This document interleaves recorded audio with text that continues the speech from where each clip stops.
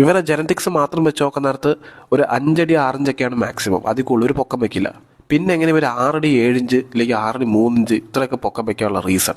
ഇപ്പോൾ main reason എന്ന് വെച്ച് കഴിഞ്ഞാൽ മസായി ജമ്പ്. ഇവർ പ്രത്യേകതരം ചാട്ടമുണ്ട്, ഒരു റിഷ്വൽ അത് സ്ഥിരമായിട്ട് ഇവർ ചെയ്യുന്നത് കൊണ്ട് തന്നെ ഇവരുടെ കാലുകൾക്ക് പ്രത്യേകതരം മെക്കാനിക്കൽ സ്ട്രെസ് വരുന്നത് കൊണ്ട് തന്നെ കാലിലെ എല്ലുകൾക്ക് നീളം വെക്കുന്നു, അതുകൊണ്ട് തന്നെ ഉയരം വെക്കുന്നു. പക്ഷേ ഇവരുടെ ജമ്പ് മാത്രമല്ല കാരണം, ഈ റിഷ്വൽ മാത്രമല്ല കാരണം, ഇവർ കഴിക്കുന്ന ഭക്ഷണ രീതി കൂടുതൽ ഇവർ ഇറച്ചിയാണ് കഴിക്കുന്നത്.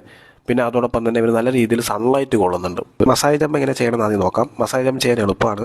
അതായത് നിങ്ങൾ ചാടുമ്പോൾ നിങ്ങൾ കൂടുതൽ യൂസ് ചെയ്യേണ്ടത് നിങ്ങളുടെ ഹാൻഡ് മൂവ്മെൻറ്റും പിന്നെ നിങ്ങളുടെ കാലിലെ ആംഗിൾ മൂവ്മെൻറ്റുമാണ്.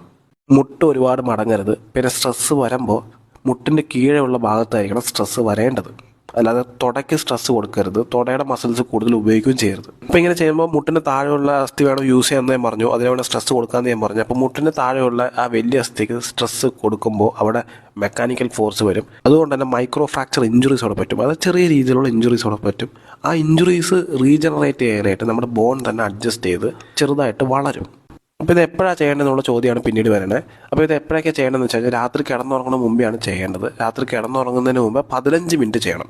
അപ്പോൾ 15 മിനിറ്റ് കണ്ടിന്യൂസ് ആയിട്ടല്ല ചെയ്യേണ്ടത്. 3 മിനിറ്റ് ചെയ്തിട്ട് ഒരു 25 സെക്കൻഡ് റെസ്റ്റ് എടുക്കുക, വീണ്ടും 3 മിനിറ്റ് ചെയ്തിട്ട് ഒരു 25 സെക്കൻഡ് റെസ്റ്റ് എടുക്കുക. അങ്ങനെ വേണം, ആ ഒരു പാറ്റേണിൽ വേണം ചെയ്യാനായിട്ട്.